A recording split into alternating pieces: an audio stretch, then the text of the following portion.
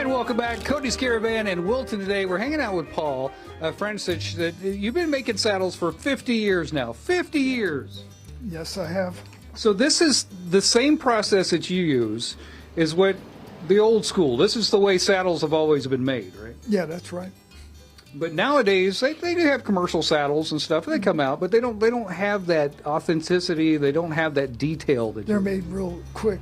You know, they're like an assembly line, and you know everything's for speed. Yeah. And the sewing machines, they go at a high speed. You don't go at a high speed. No, I take my time. Okay, so let's break this down. I wanted to teach people and teach me a little bit about how you do this. So this is the horn. I had never seen one broken down like this before. I didn't know what it looked like underneath all the leather. Yeah, that's your framework is usually the real good saddles. They're made with wood. They're laminated fork, and then you've got the bars and the cantle. And then it's covered with a heavy rawhide, and that gives you your strength for when you use it. And there's different types of leather and different layers to it, right? Yeah, there's different layers, but you've got to build the front end up some, and according to what the customer wants. And then you use skirting leather for that, and for like latigo tie straps or strings, you'll use a latigo leather, which is an oil tanned leather, and it'll take the use more better, and it doesn't get hard as quickly as And of course, skirting, when you get done with the saddle, you've got to treat it with oil. You can't just leave it like that, and that's what helps it last.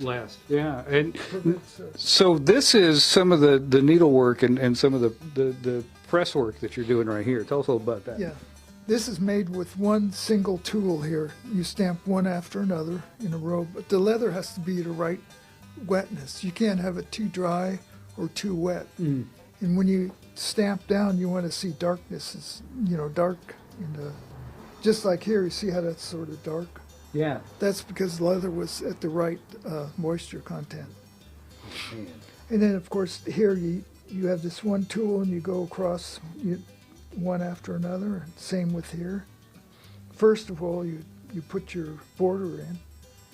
And you can start that with your dividers, see to get how wide you want your border, and then your dividers. You make sure you get it perfect. Man, you must be really good at puzzles. Because what I'm looking at is a puzzle. Yeah, well, I'm used to it, so it's easy. It is amazing. If people want to order a saddle, or they've got a saddle that need repaired, you do that as well. Yes. How do they get in touch with you? I'm on the internet, so you can look at my internet site, and it'll give you the number. I think I got that popped up on screen. Yeah. Otherwise, you can just call. My number is 916-687-7488, and that's a saddle shop number. Okay, and remember, he takes his time, because this is art. This is art. So if you're thinking about getting a saddle, it's going to take a little time. It's going to take a little time, so just keep that in mind. More about making saddles and this life, this incredible life that you've lived, because you took this on. I think it's fascinating. Back to you guys. Thanks, Code. All right.